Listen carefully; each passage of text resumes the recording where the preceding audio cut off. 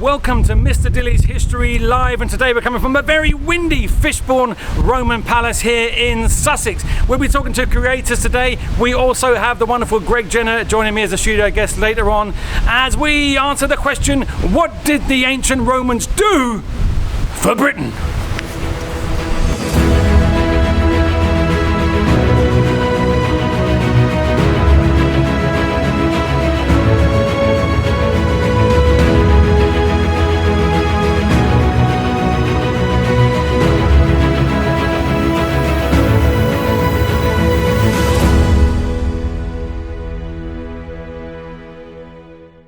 We have Andy over here and we have Alan over here. Welcome to Mr Dilly's History Live. It's lovely to have you on the show today. So tell us a little bit about what we're looking at here and what this shows us about our question, what did the Romans do for ancient Britain? So Andy, let's start off with you. What can you show us what's going on here?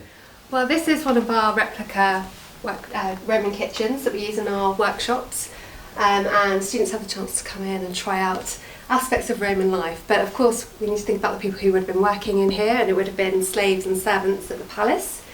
So we've based this on evidence from Pompeii, because actually in terms of the evidence we've got from Fishbourne Roman Palace, for the actual palace kitchens, we don't have too much to go on.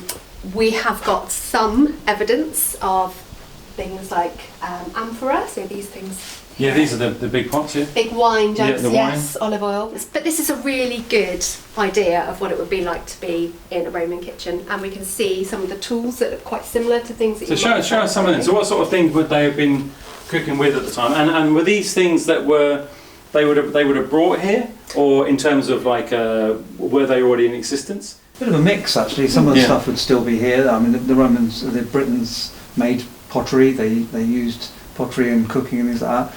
But then you have the Roman and things like the quernstone here, that would have been here already, which is used for grinding corn. Yes. Would you like to have a go? Yeah. Well, can I have a go? It's great fun, yeah. Okay, here we go. So if you put both knees against the edge of the quernstone, both knees hands on the handle. Okay, here we go. Both hands on the handle. Okay. And then move it around. Okay. Wow, so this is grind for making flour, basically. There's wheat on the top there. That is unbelievable. And then I've got to tell you, this is quite something. You need some strength through that. And how long does that actually take? How much would that produce? So how long does it take? You'd need to do that for an hour to make enough flour for just one loaf of bread. 1 hour, one loaf of bread. So we think the slaves, so the slaves here must have been doing this all day, every day, and they would have had lots of quernstones. Yeah. Lots of hard work, because we had over 100 rooms at our palace, so you'd need a lot of flour to make enough bread to feed everybody here. That's incredible. And do you know, so in terms of the slaves, you mentioned about this, are these then local Britons, are they? Who are these people? They'd be a real mix. I mean, Roman Britain was very much a multicultural society. You have slaves from Britain, because anybody the Romans conquered could be made slaves, but they've also brought in specialist slaves as well, and slaves from abroad. So they brought slaves with them. I mean, some slaves had specialist jobs. For example, Greek slaves were often used as secretaries because they were educated. And teachers. And teachers as well. Yeah. Apparently Egyptian cooks are popular. Oh. So really? Yeah. And how many slaves do you think would have been here then? Hundreds. You literally think hundreds, yeah? Hundreds. Yeah. I mean, I'll give you a good example. There's a man we know of called Pedanius Secundus, who lived in Rome, 2nd century, I think it's about 2nd century AD, who had 400 slaves in his household alone. And we know that because one of them killed him. So he was obviously not a very good master, and Roman law said that if a slave killed his master, all the slaves in the household had to be put to death, and they were. So there's another thing to discover here in this wonderful kitchen site, and I don't know if would this have actually been in the kitchen? Probably. Probably been in the kitchen. Sense. It would make sense. So yes. I'm going to hand over to Andy, who's going to tell us a little about it. So we follow this way. Andy's going to do the big reveal, as it were, over here. So behind the curtain, you will find our toilet facilities. Well, wow. Roman toilet facilities. So there you go. We've got just a bucket behind this curtain for a bit of modesty. Did you see the toilet paper in there? Yes. So, well spotted. That is not a microphone. Okay. No, so fortunately this is a replica. If it were real, I wouldn't want to be holding it. But this is a sponge on a stick, and it's what you would use instead of toilet paper. Were they, if I got that right, were they soaked in vinegar or something? Yes, because we think they were probably shared. So you go to the toilet, do what you needed to do, use this, wash it off in a bit of vinegar, and then hang it back up for the And it next should just be person. hanging up there like that. And that was how it was. Well, possibly. And then someone would come along and say you know, while they're doing a bit of cooking, and pick up the bucket, and off they would go. And I guess there would have been an area around here somewhere where they'd have dumped it in. I mean, it seems strange, doesn't it, to have that in your kitchen, but Yeah. actually it would make sense, because if you had some water left over from boiling something or other, you could just use that to rinse out your bucket. Do you know what you need? You need that in the corner of the kitchen. Then you want some leftover water that's been cooking vegetables, been sitting there for a while. Throw that in there just for that extra little smell. This was the common kind of way of cleaning this up. Spungia, it's called in Latin. Spungia. Spungia, yes. And this was a use. I know I read about these being used by the Roman legionaries. I think it was on probably all over but in Hadrian's Wall, and I think they had like the I don't know what were they called, Yes, the they actual have big communal ones, don't they? With no cubicles in no between, cubicles. It was just a big sort of pit underneath. One big bench, not in a sort of horseshoe shape, and there you would have a gully running round in front of it. So running water would be there. Yes. Yeah. So you could rinse off your sponge on a stick in that gully. So you'd all walk in there together. They'd all sit next to each other, you know, and then they just have a chat. Who's got the stick? Well, you might have your own. You might have your own stick. We don't know. So I think that was a sign of being a really top Roman legionary. You'd have your own stick to wash yourself with, in your own pot of vinegar, which is quite nice. Would you want to carry that with you? No, that's, do you know, it's absolutely fascinating though, isn't it? That is incredible, isn't it? Yeah. Nowadays we have toilet paper, much nicer. My guest today for Mr Dilly's History Live is public historian, the author of Totally Chaotic History, Roman Britain Gets Rowdy, a long title, and host of BBC's You're Dead to Me. So let's welcome on Greg Jenner. Hello. Greg, great to have you with us. Thank you. So we're going to go straight into it with a question, Greg, and see how you got on with this. Okay. First of all, fantastic to have you here. Here's the question. If you had a time machine, Greg, and could spend just one day in Roman Britain, where would you go and why? Any thoughts about that? Well, it's a tricky one, isn't it? Because, just one day is a lot to do, isn't it? I think the one thing I'd love to know is, was Boudica real? There are lots of historians who are not sure if she's real or not. She might be a story.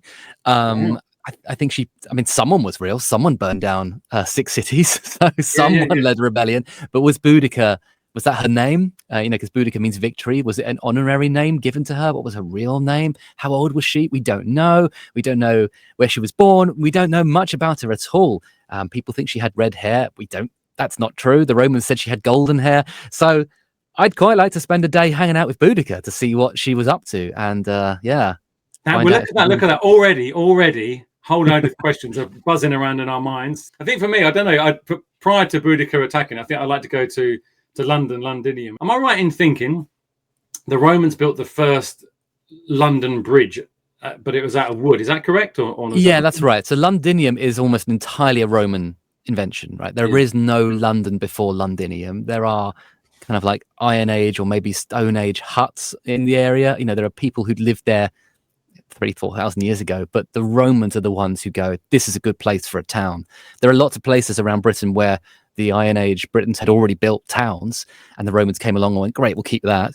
But Londinium is brand new. So yes, London Bridge and the kind of the walls of what we now think of as the old city of London, if you take a day trip to London, that's all Roman. Okay, so let's get into this. So what we're going to do is we're going to sort of start at the beginning-ish, but Greg will probably tell you it was a bit more going on than just the Romans just arrived right before. So you've all heard of Julius Caesar, very famous Roman, and he tried to invade around 55 BC, and again a year later in 54 BC.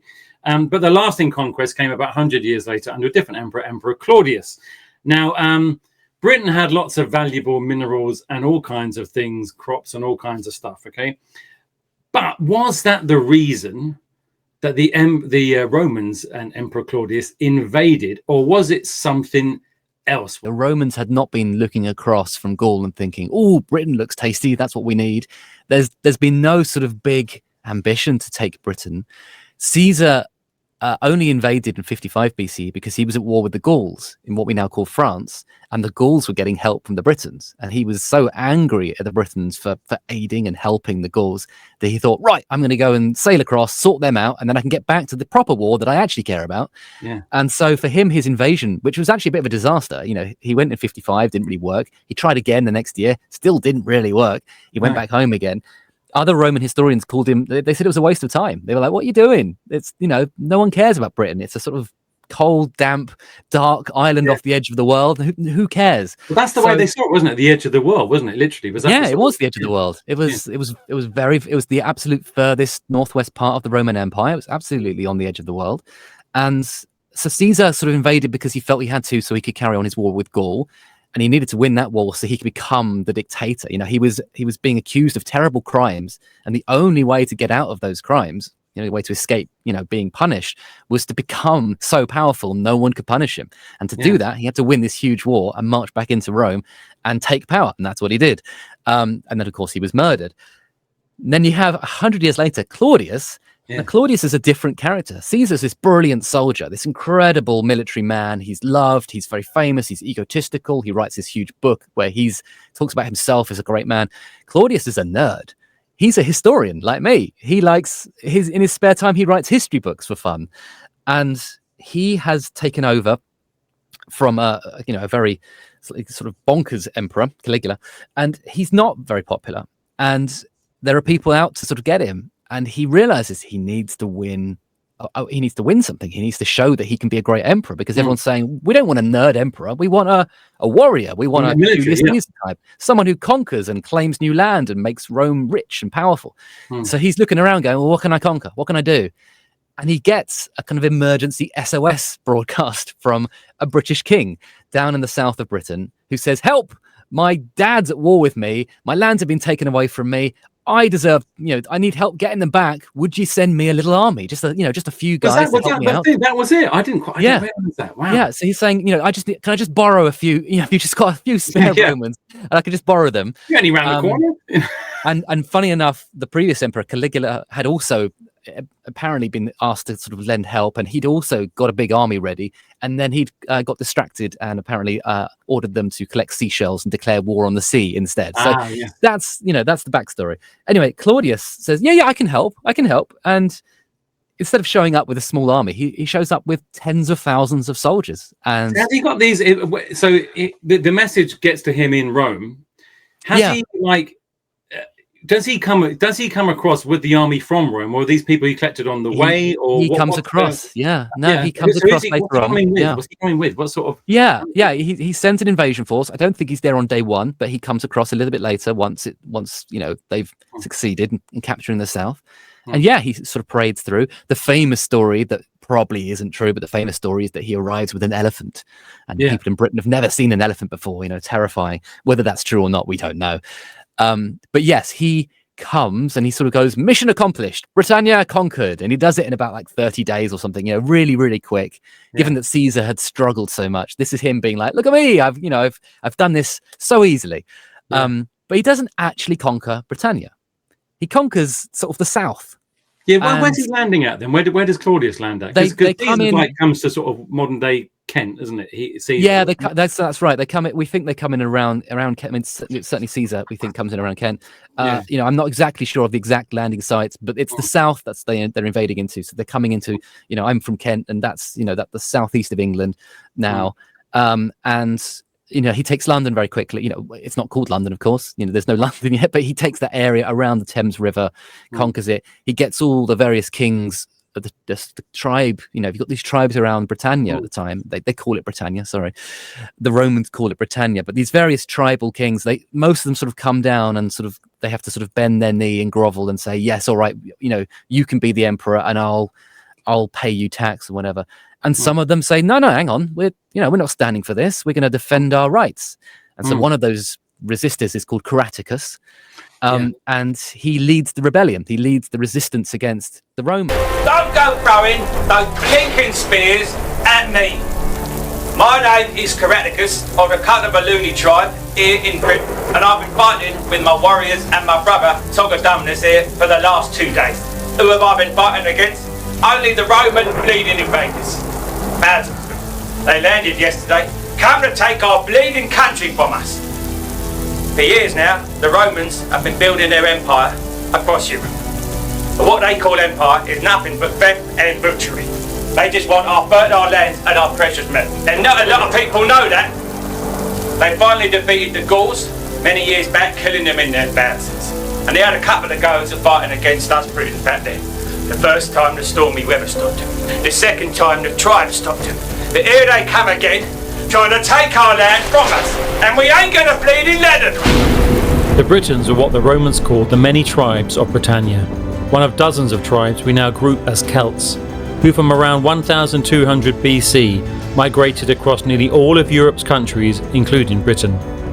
In France, the Romans named them Gauls, in Spain the Galatians, but they were different peoples, often at war with one another, but sharing a common language, beliefs and culture, and the threat of the mighty Roman Empire. What we're going to be talking about and looking at, before we actually get into the ruins, is there's a model here of what they roughly think Fishbourne Roman Palace could have looked like. First of all, who do we think this belonged to, and then how does this model relate to what we're going to be looking at further down in the museum here? Okay, well, the answer to who this belonged to is we don't know for certain, but we think the man who lived here was a local king.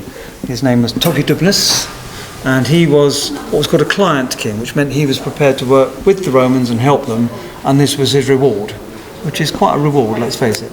Now, our evidence for him, he's mentioned in Romanized Tacitus, but also main evidence from an inscription in Chichester, which Andy has a copy of over there.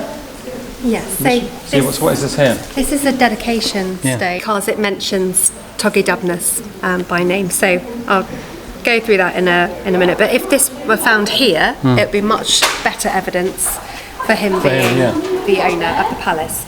But still pretty convincing. So this is written in Latin, the language that the Romans spoke, and it tells us that 2,000 years ago in this area, a building was being put up, but not the palace. So it tells us that another building's being put up in Chichester, and that is a templum in Latin.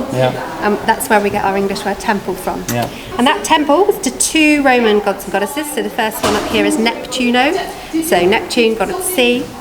Very important, we're very close to the sea here. And Minerva, so goddess of war, wisdom, arts and crafts. So useful to have on side. And then this last name is not Roman, so they've had to write it out in full. So this is Togidubnus.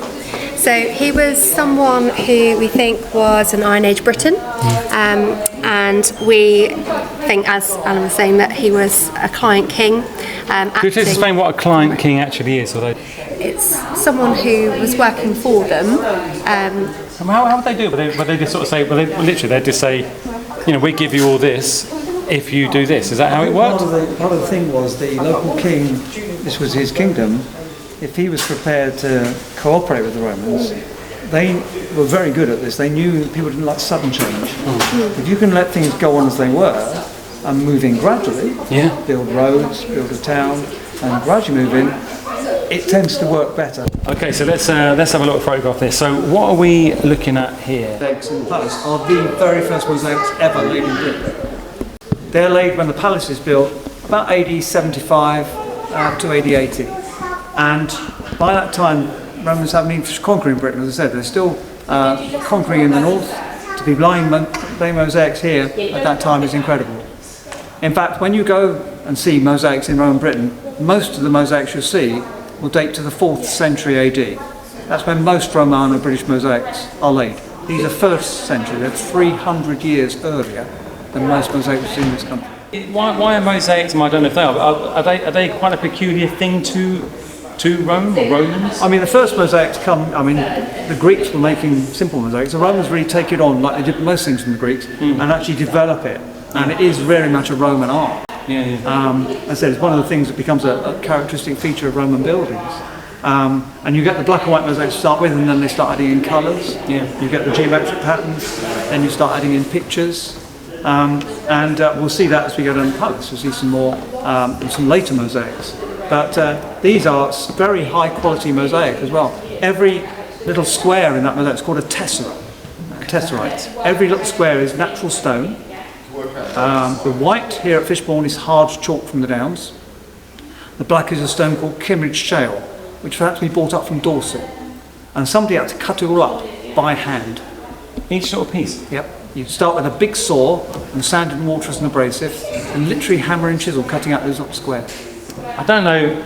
I imagine no one's actually ever tried to count these. But I wonder just how many little It's squares. a question we're of often stone. asked, actually. I think the answer is lots. Lots. Yes. There are lots of bits of little stone making this mosaic. I think that's We absolutely know fascinating. that in Yeah. our most famous mosaic, Yeah. which we'll look at later, Yeah. Cupid on a Dolphin mosaic, apparently, although I haven't counted them, Yeah. there's about 364,000 tesserae in that mosaic. Can you imagine this little thing? 364,000. Cutting these, you've got to mine it, you've got to get it here, and then you've got to cut all these little ones up, then you've got to make it. I mean, it's absolutely mind-blowing, isn't it? So this, just on a, not just the mosaic itself, but in terms of an art form as well, but like anything the Britons would never have seen anything like this. No, this is new. This is This completely, new. Yeah. completely new. And even that thing, when you say the word mosaic, most people immediately know what that is. Oh, I know what a mosaic is. Do them in school, you might do them in art. But this is the first thing we're seeing here, evidence for this particular art form and way of living. And so when we say Claudius conquers Britain, Wasn't quite like that, was it? he starts the conquest of Britain. Yeah. He certainly takes a chunk of it. But he goes home, a month later or whatever. And actually, when you look at it, most of England isn't conquered until about 25 years later. But in about 70 CE, where we can sort of confidently go, okay, yeah, I think Britannia is safe. Yeah. Wales has been conquered eventually. It's taken them ages. They're up into Yorkshire. They found the city of York, or Iberacum in Latin. They get up to Lincolnshire, and they sort of start to head towards Scotland, and then they kind of run into trouble. Hey, ciao. My name is Tony. Ciao. They're up there on the hill. It's been 7 years now since we first invaded and wiped out his tribe. Caratacus' tribe, the Cantavoluni. 7 years and we killed his brother, stupid bambino. On driving him from his lands, he fled here to Wales, along with many of his warriors. He's proved to be the Britain's most fearsome, most determined resistance leader. But no one can slow down the Roman soldier. Stupid cappuccino. The Roman army were well trained, well armed and well organised, divided into fighting units called legions. The Roman soldiers, called legionaries, marched all over Europe and beyond, conquering one tribe after another, country after country. By 47 AD, the Romans had control over the southeast of England, naming the land Provincia Britannia, the Roman province of Britannia. Come this way, come this way, come this way. Here we go. Look at this, what we're looking at here is absolutely fantastic. We'll talk about some of these things later on. But we're going to go and come through. It's a huge, huge plate. Absolutely vast place.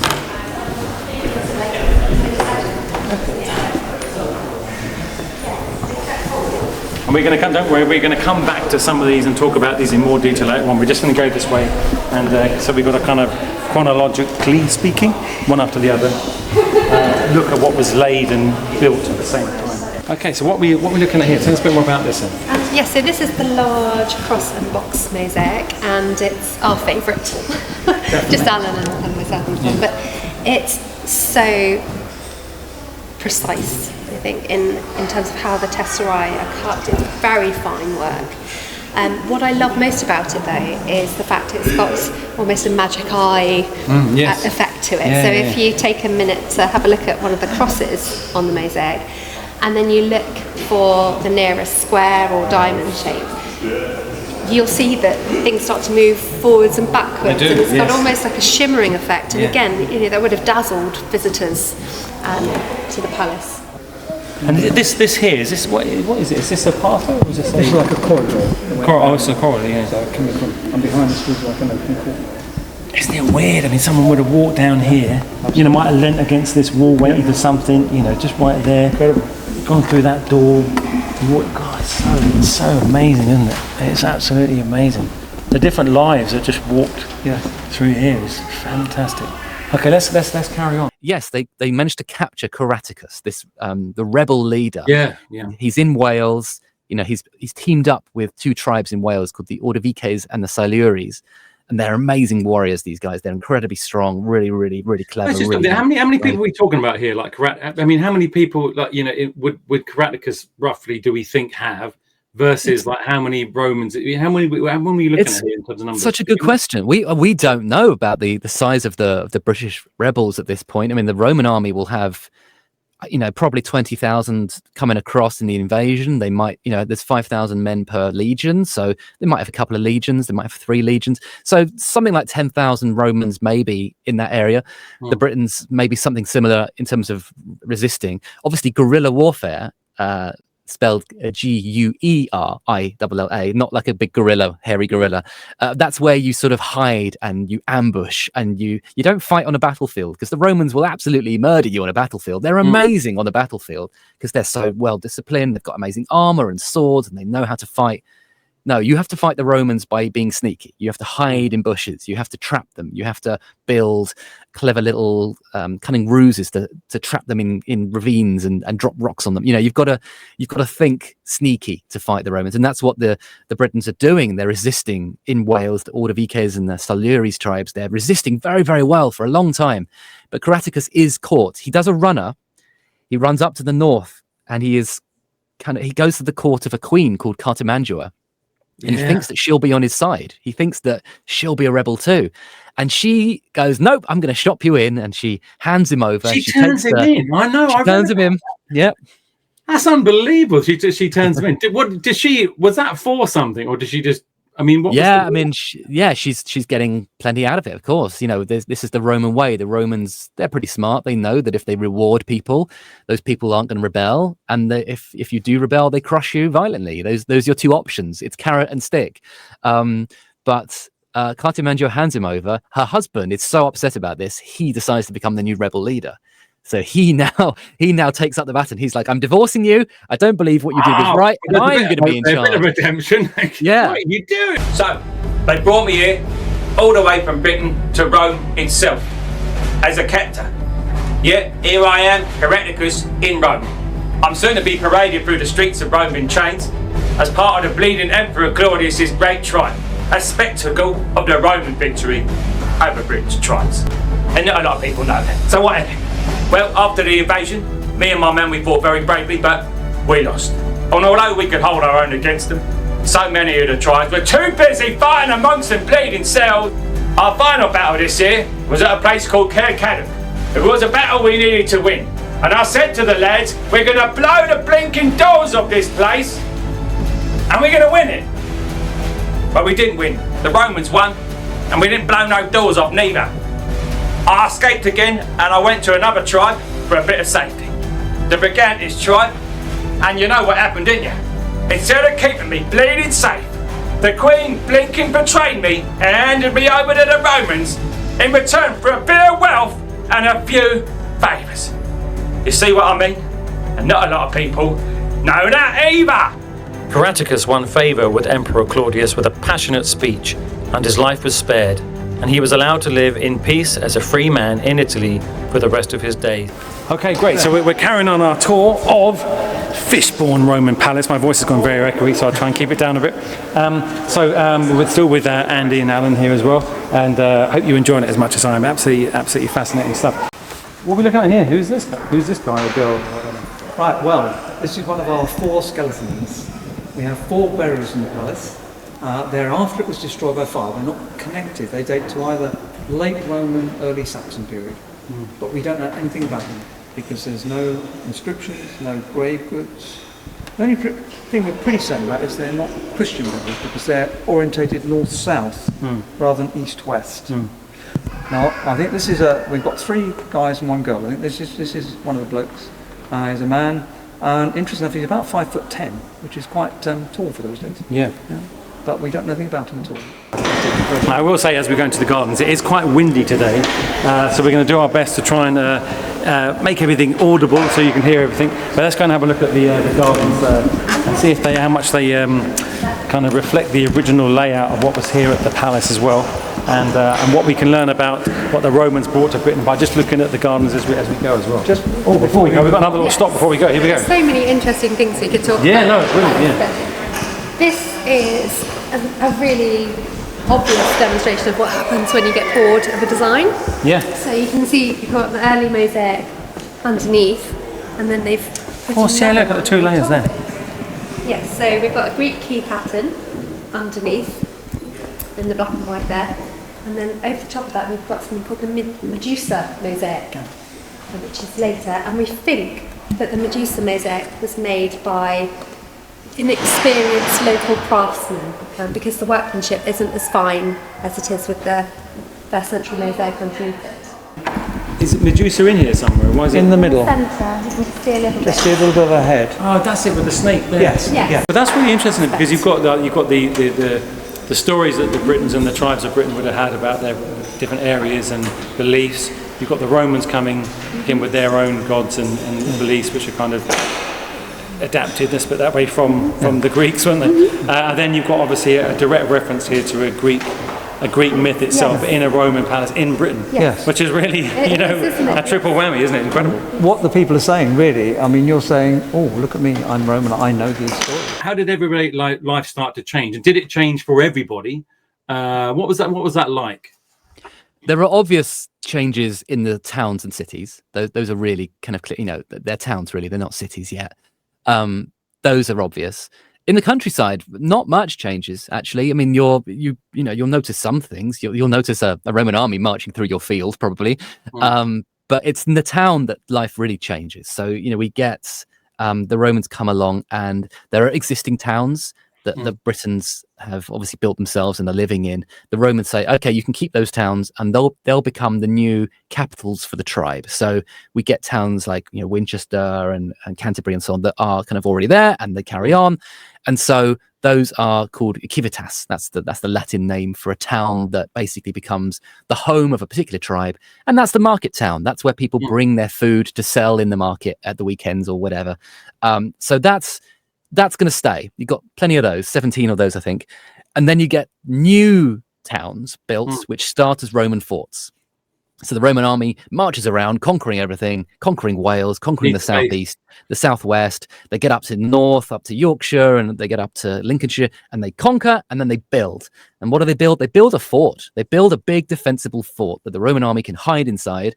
And then over time, these soldiers retire. They do their 20 years, their 25 years, and they stick around. They get given a bit of land, they marry a local girl, they have kids. Because they're meeting local people, aren't they? Of course they are. Yeah, of course they are. Yeah, so you get a kind of a settling down period, times of peace, and these towns, these forts that become towns, it's called a castrum. That's the Latin word, that's the Roman word for a fort, castrum.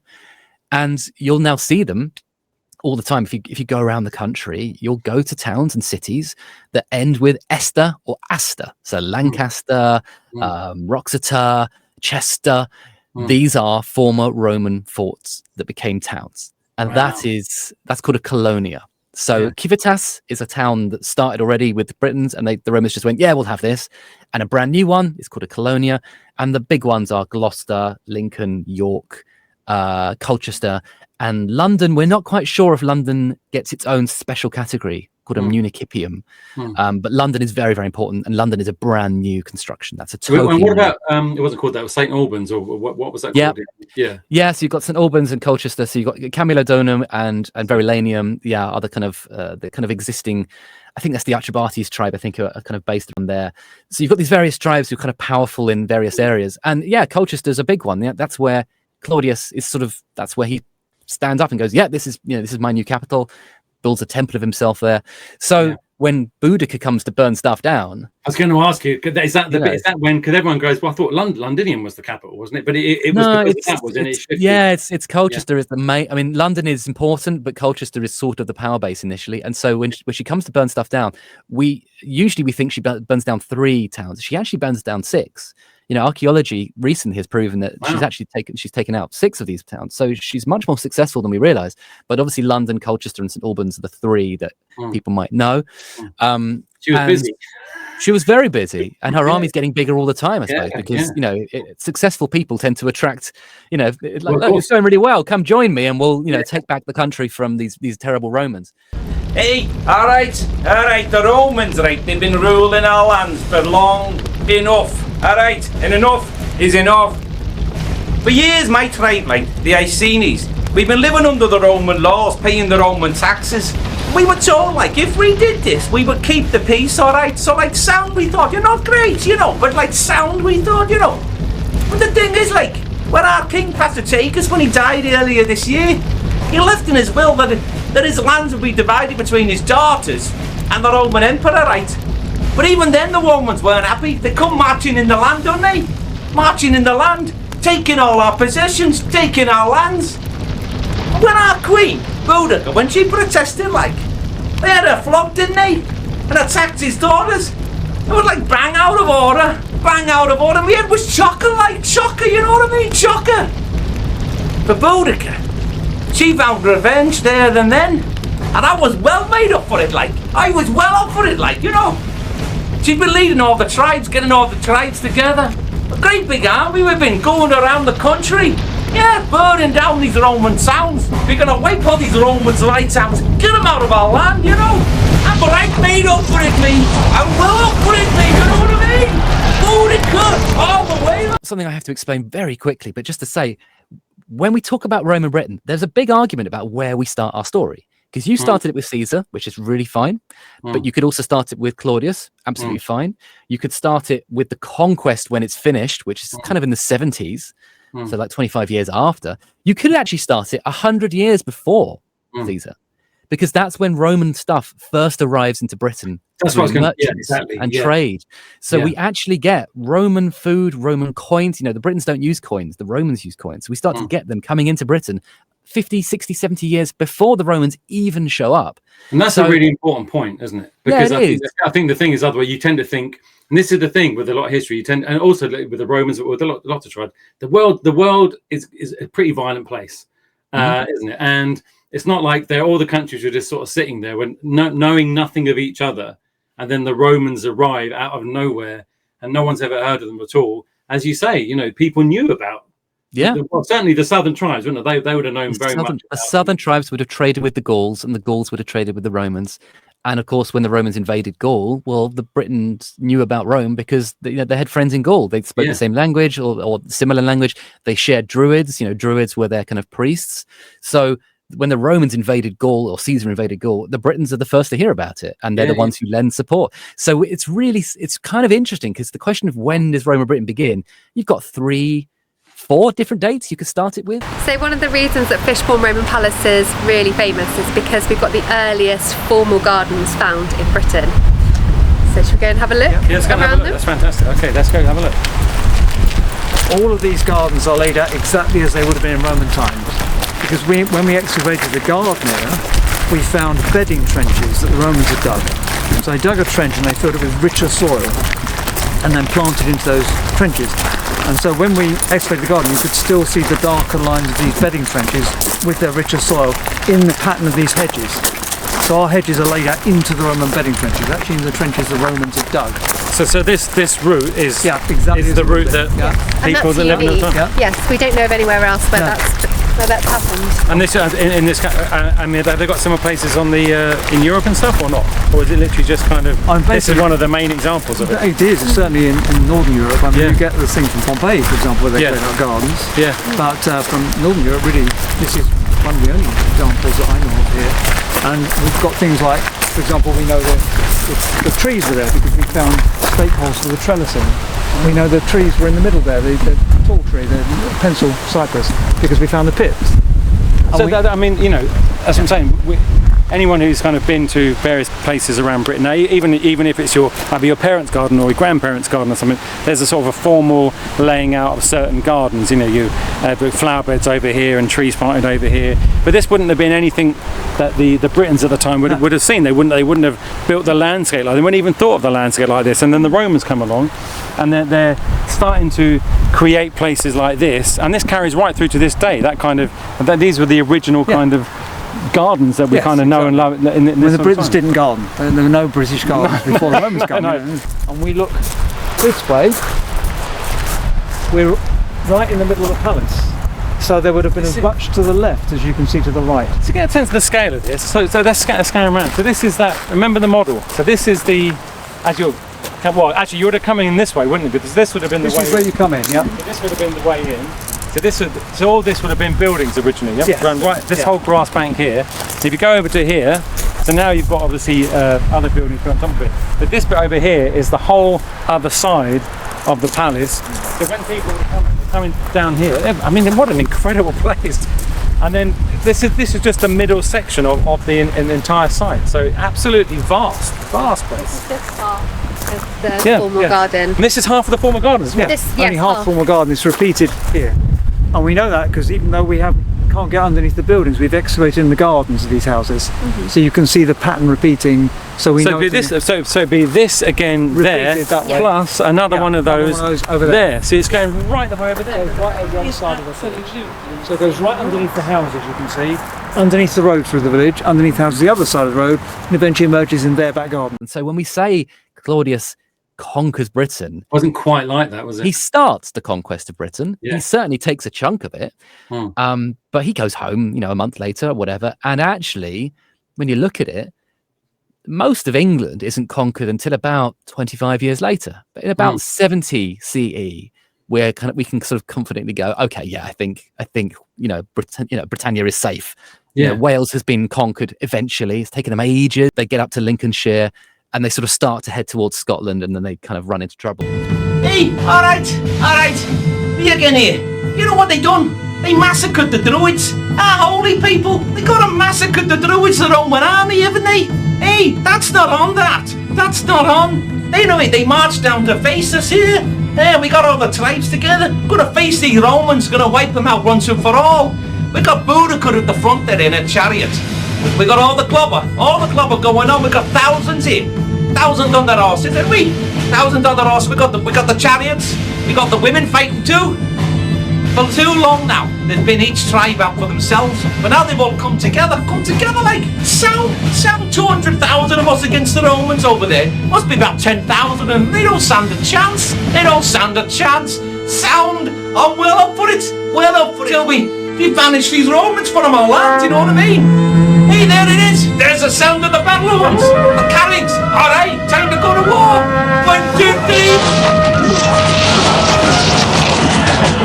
3. Even though the Roman army was overwhelmingly outnumbered, General Paulinus had chosen his battleground carefully in a narrowing field, giving the Romans a decisive advantage in the close quarters fighting against the tightly packed-in Britons.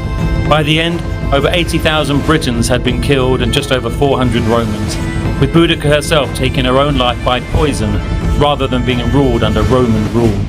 The battle marked the end of resistance to Roman rule in the southern half of Britain, and by around 90 AD, almost all of England and Wales had fallen under the Romans, becoming an orderly and respected part of the Roman Empire. The richer Britain got, we call it Britannia. Actually, by the end of the Roman Empire, there are 5 provinces of Britain.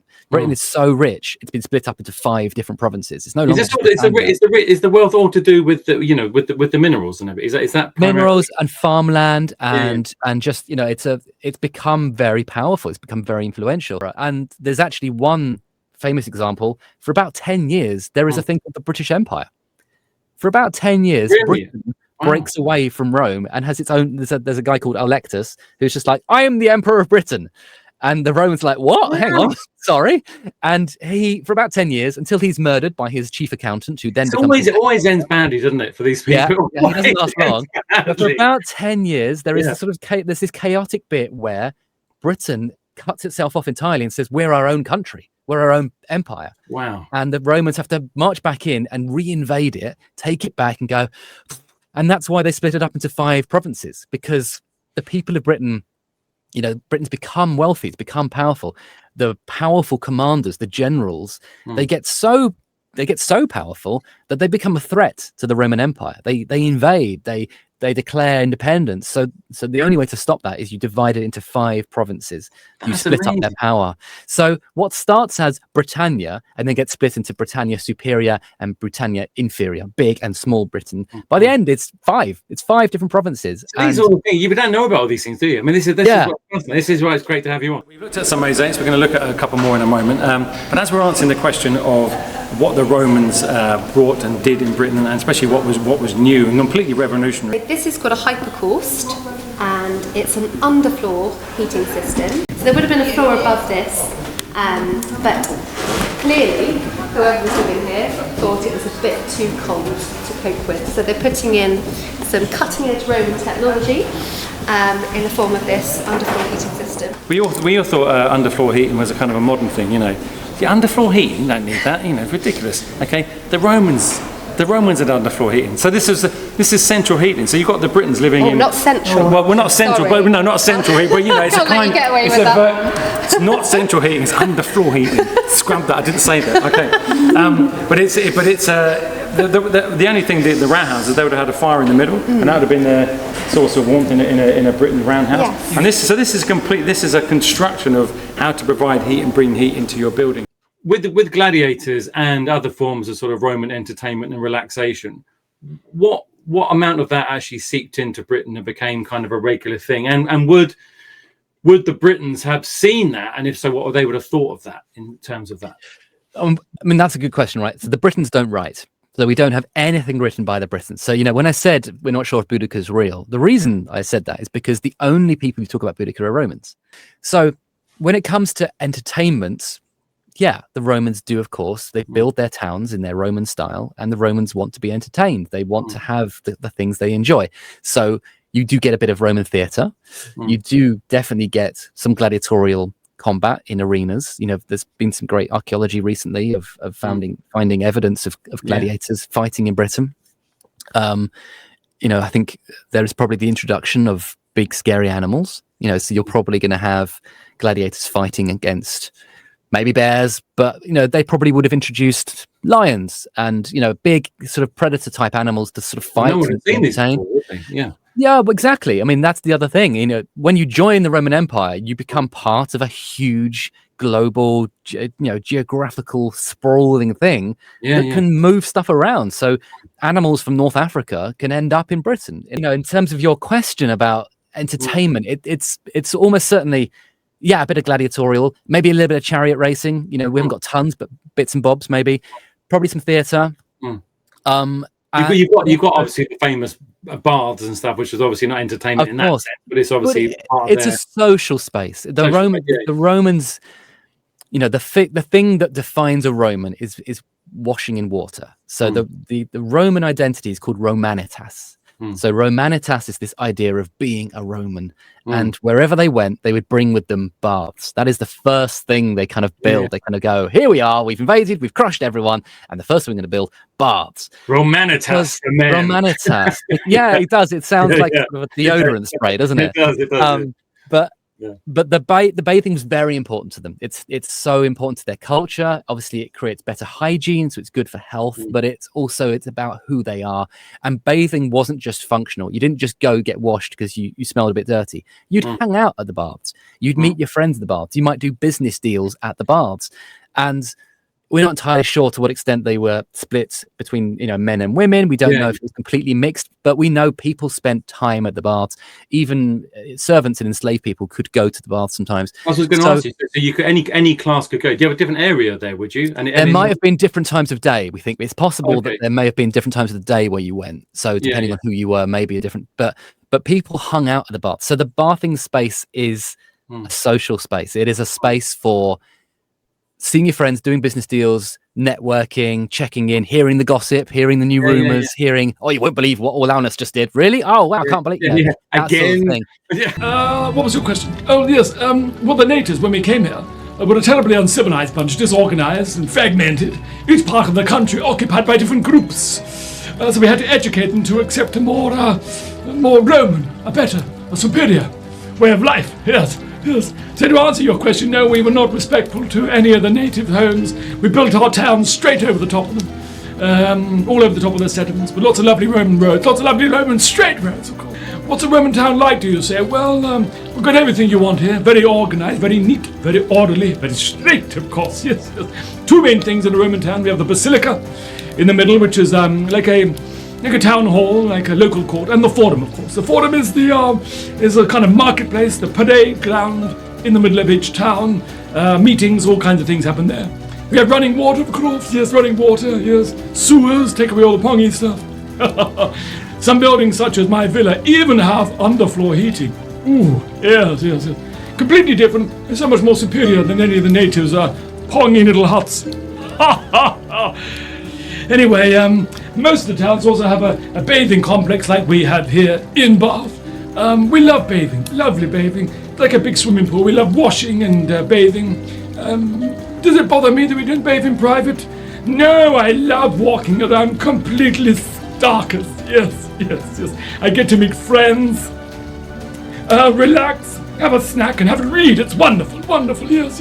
Anyway, I'd best be finishing now. I'd best trot on unless you want to see me completely starkers. Completely in the old birthday suit. What's that? You don't want to be sick? Well, I say, that's a little bit off. Well, in that case then, here goes! Whoa! Serves you right! I'm going to hand over to Andy and Alan now. We're going to show us a few other things here from the collection at Fishbourne Palace, a few things about the Roman army. We've got some Roman army boots here, and they're called caligae, and you can see their open toe design. That was really important to make sure the air could circulate and their feet didn't get too wet when they were marching. But to help them when they were marching, we have these hobnails on the bottom there, so that's for grip. But also, if you got close enough, of course, you could just stamp on your enemy's foot, because apparently the enemy often fought barefoot.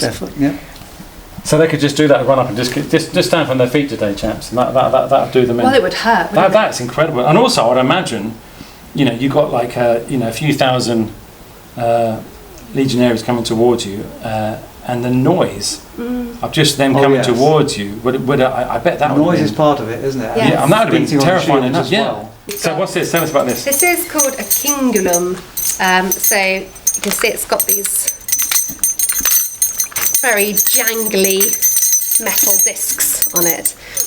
So this wouldn't offer you much in the way of protection, but if you imagine 5,200 men all wearing a belt like this, I mean, it's noisy enough just me shaking it around like that, but marching towards you, your enemy would have heard you before they could see you. But it's not for protection so much. This can also display your wealth. Being in the Roman army was relatively well paid. For about 300 denarii a year. Actually, when you just said about displaying the wealth, what do you mean? Because of what these were made out of in terms of the metal? Is that what you meant? Yes, and you could upgrade them as you became more wealthy, because if you were being paid in the Roman army, you wouldn't then take your money to a bank. You'd carry put it your into wealth something you actually have with you.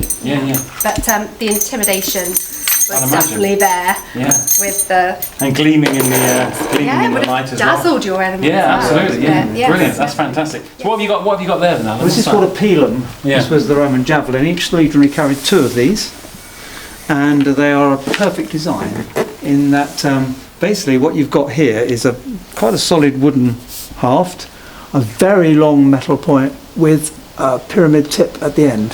So if that went through something, it wouldn't come out again. So that goes through your shield. It's going to be very hard to pull it out. Look at the tip there. That's going to stick.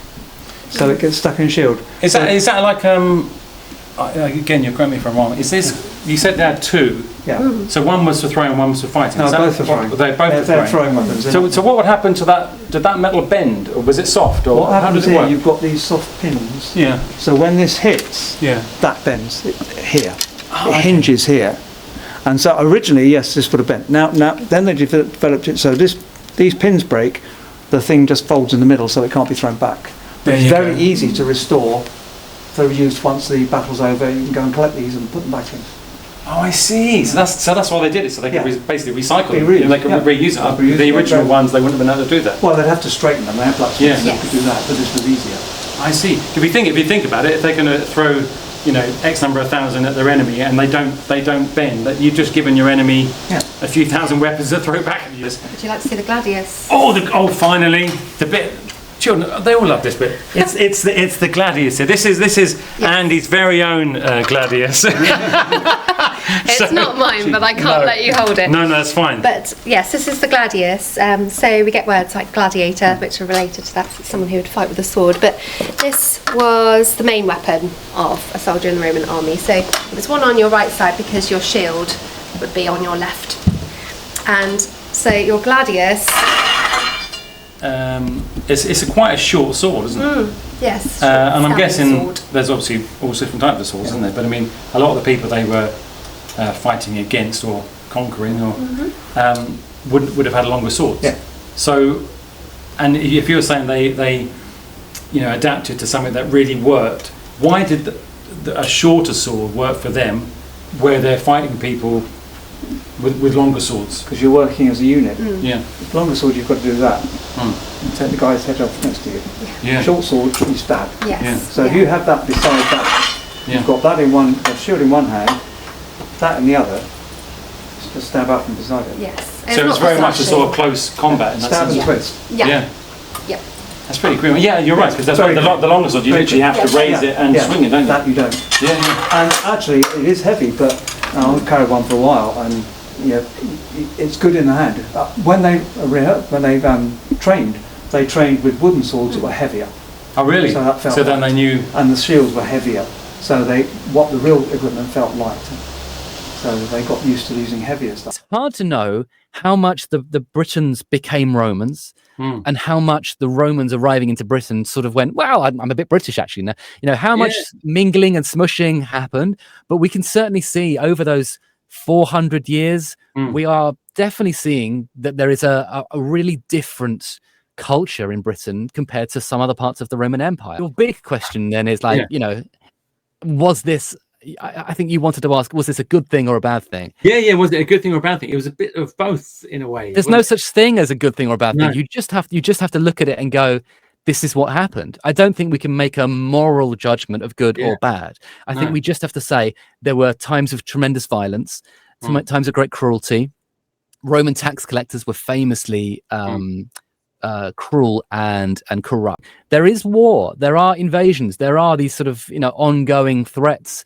But at the same time, there is also a sense of community. There are people getting rich, becoming citizens of the empire by 212 for sure.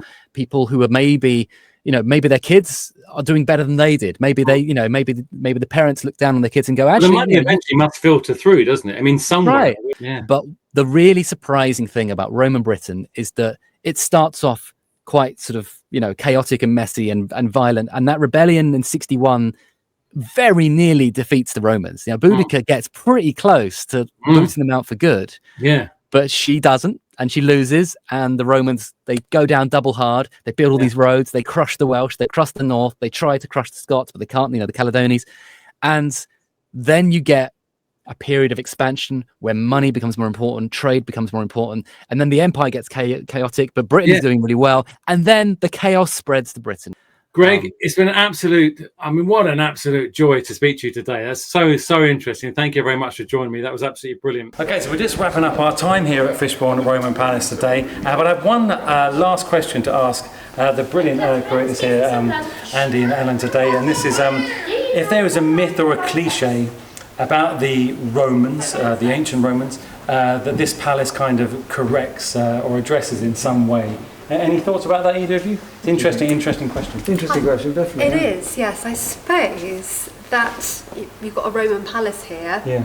You might expect the person in it to be Roman, but actually this is a local person who's embraced a Roman way of life and someone who was an Iron Age Briton, so Toggy-Dubnus, but he's become Roman. So I suppose it's that, perhaps that assumption that for a Roman palace there must be a Roman but actually he was an Iron Age Briton. Just to carry on with that before we go to you, Anne, on that question, is that, are we then saying also that lots of Britons, as we said, they became Romanised as well, but not just that, is that in positions of power across this country, it wasn't only just Romans, it was Britons as well, but also not just Britons, it was people from other parts of the Roman Empire as well. So literally, as you said earlier, I think, it was a very multicultural kind of sort of spread of power, if you like, in that sense. Is that true to say? I think it definitely is. I mean, I would say to people, the army in particular, but also merchants and slaves and I always like to say to people, my favourite tombstone, which sounds rather odd, doesn't it? But if you go up What's your favourite tombstone? If you go up to Hadrian's Wall, Yeah. South Shields, which is at the end of Hadrian's Wall, you've got a pair of tombstones. One of them is set up to a man called Barates. Now, Barates came from Palmyra in Syria, and he's come over to this country not as a soldier, but as a merchant. And he's ended up right at the far end of the Roman Empire from where he comes from.